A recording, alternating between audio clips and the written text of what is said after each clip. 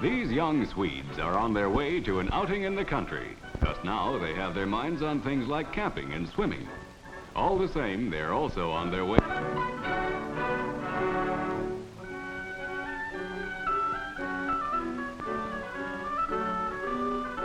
What is it like, this country of theirs? Well, for one thing, it has a history so long that medieval castles are comparatively a modern touch. Sweden has 4,500 miles of coastline, a fact of tremendous importance in the work and play of the people. As expert technicians, what she's adjusting is an anti-aircraft gun sight.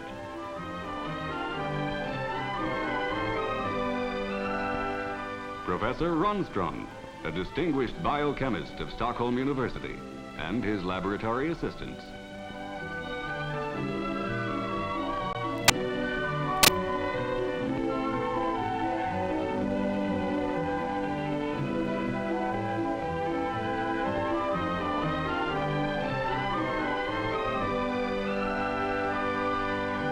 It is in the farming country that we still find Sweden's most important industry. In spite of her north-geographical position and the small area of farmland in proportion to the entire area of the country, Sweden has done so much in agricultural research and experimentation that she is self-supporting as to the principal foodstuffs. About a fourth of all the Swedish people derive their living from agriculture. With mining machinery, prepare yourself now for a slight surprise.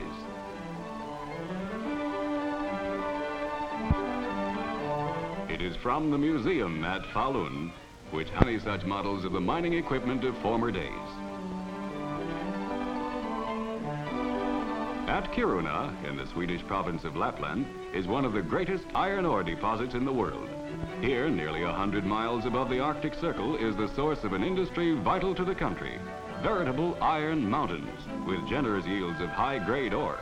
The supply is so huge that it will last for centuries to come.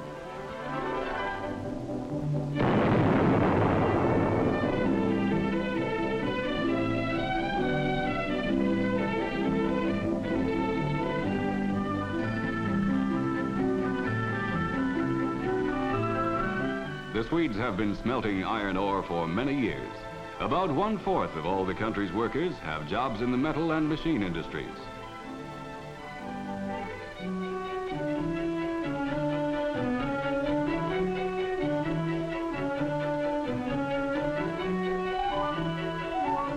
Iron workers on their days off are among Sweden's best soccer players. This sport is a prime favorite, as it is nearly everywhere in Europe.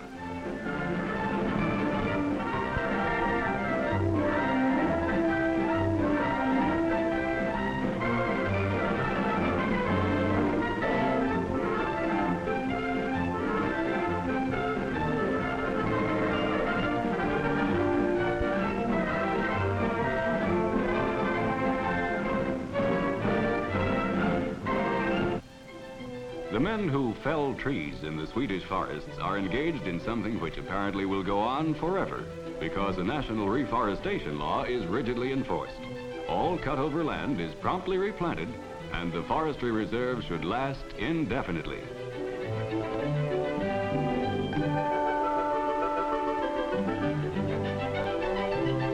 Mealtime for the foresters, and anyone who has ever chopped down a tree knows what it does to the appetite.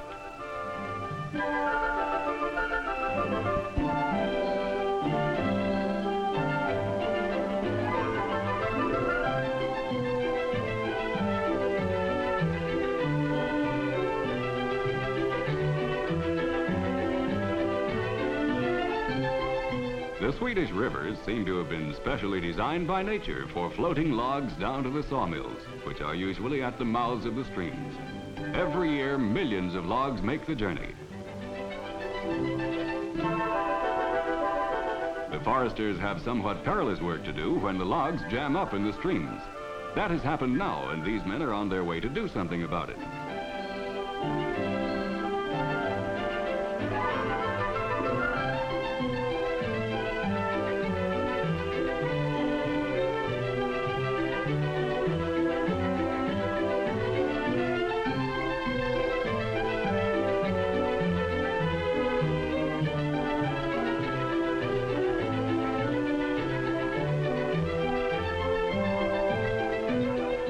This amiable veteran is a sort of traffic policeman, sorting the logs as they enter the mill.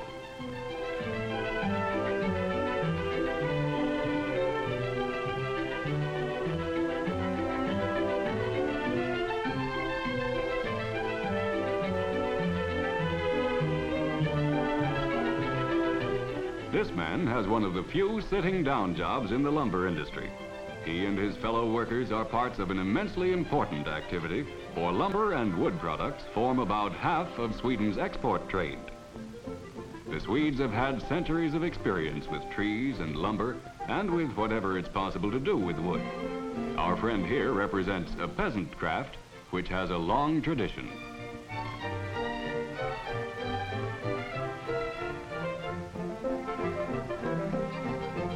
In a Stockholm store, the little wooden figure acquires a new owner.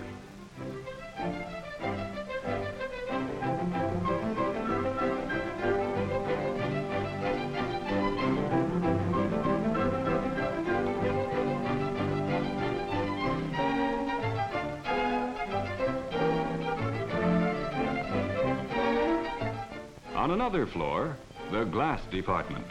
Swedish glass has become famous the world over.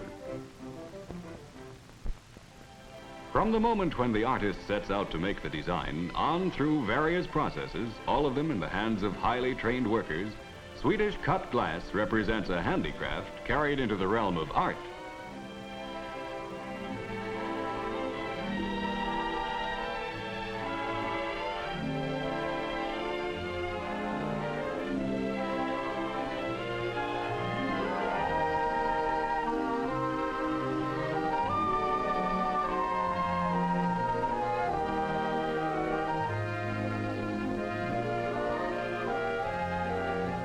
In the evening, the glass blowers, still blowing, and some of their fellow workers make this their recreation.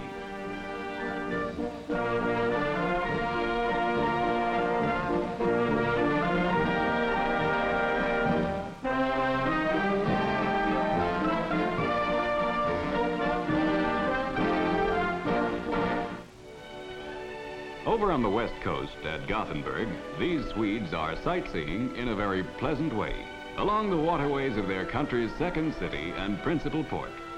Gothenburg was planned in 1619 by experts from Holland, summoned for the purpose by King Gustavus Adolphus, hence the system of canals on the Dutch model.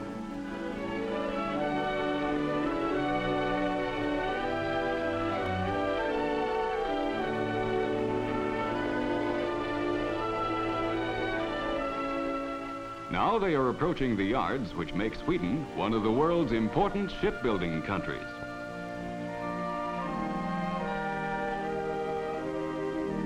Not much shipbuilding going on at this hour. It's lunchtime.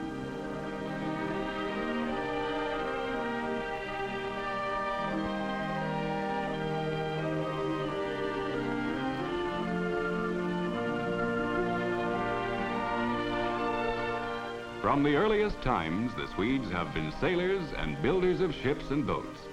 Here they are at work on the largest passenger liner ever built in Sweden. The fathers of these men and their grandfathers and their great-grandfathers all did this work too, or something like it.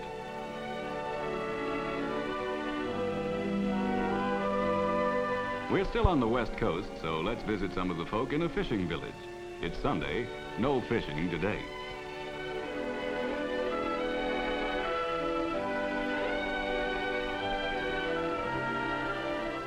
Even though it's the Sabbath, they spend some time getting ready for tomorrow's work out where the fish are waiting for them.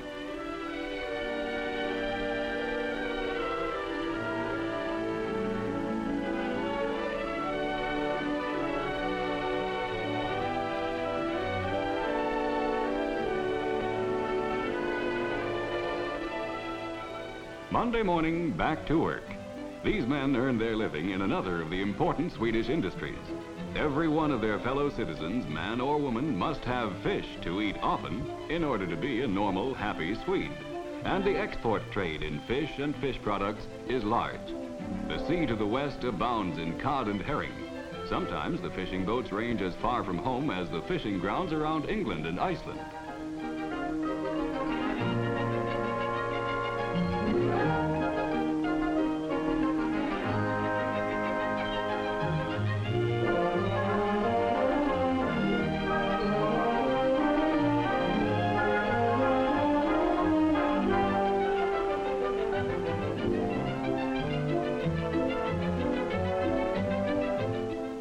that the same fish?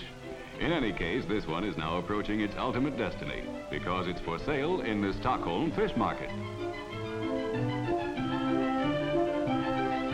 The open-air market is typical. The Stockholm housewife does a good deal of her shopping for food out of doors. That fish is now bound for the kitchen. It'll be cooked just right, too. The Swedes know how.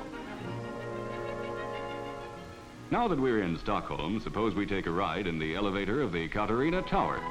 Stockholmers use the tower as a convenient way to reach the heights in the southern part of the city, and tourists use it for sightseeing purposes. When we get up there, we'll have a good general view of the Swedish capital.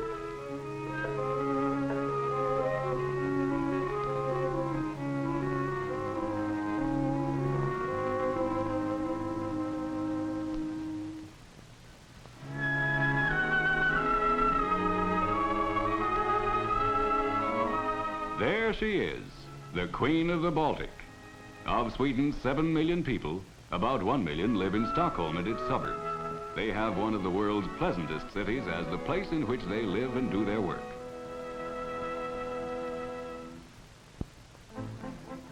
Here we meet some of the Swedes who keep the city's wheels turning. Surely that describes the traffic policeman there. His post is on Kungsgatan, Stockholm's main street.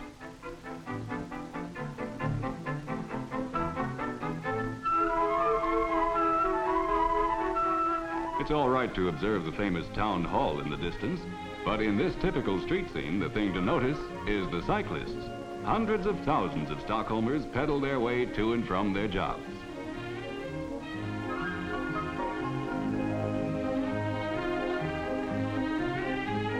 For those who have no bikes, or who don't like bikes, or whose bicycling days may be over, there are other ways of getting about.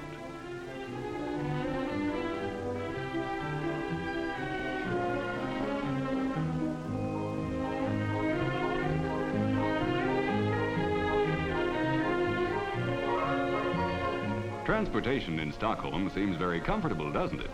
These girls are on a streetcar which is bound for the suburbs.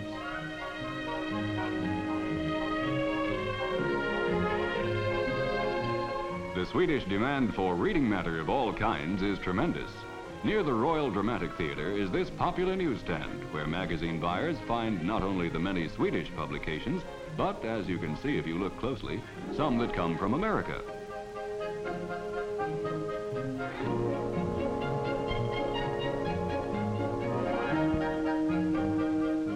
The cyclists again, only this time it's Saturday and these Stockholmers are on their way out of town.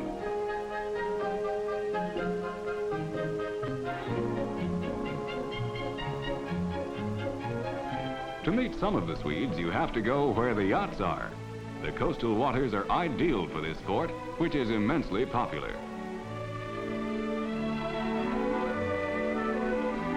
Whether he's well-to-do or of modest means, every true Swede owns a boat of some sort if he can possibly manage it.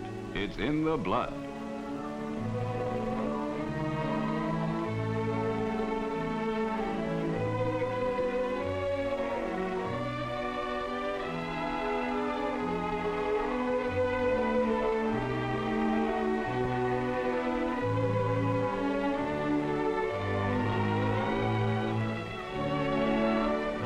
Horse racing in Sweden has a pleasantly informal air.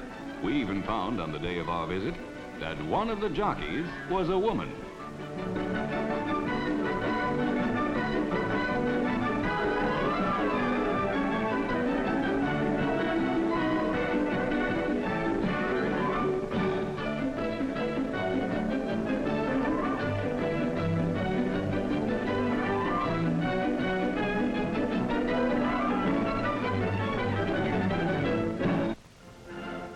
Once every year, the people of Stockholm converge upon their handsome stadium for the colorful celebration of Flag Day. This is their chance to express their devotion to their country, and it's our chance to meet the Swedes upon a significant and heartwarming occasion. Military attachés of foreign countries join the Stockholmers in watching the march past and the salute to the colors.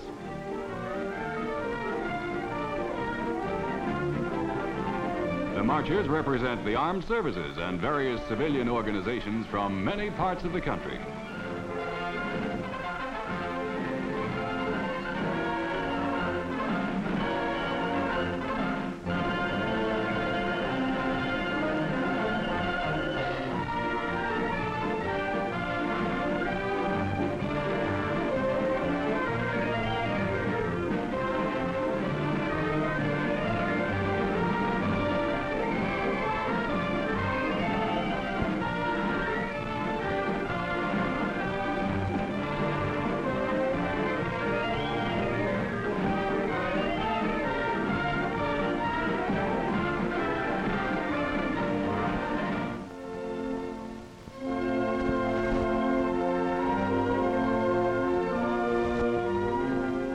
With pride in Sweden's long past and with high hopes for her future,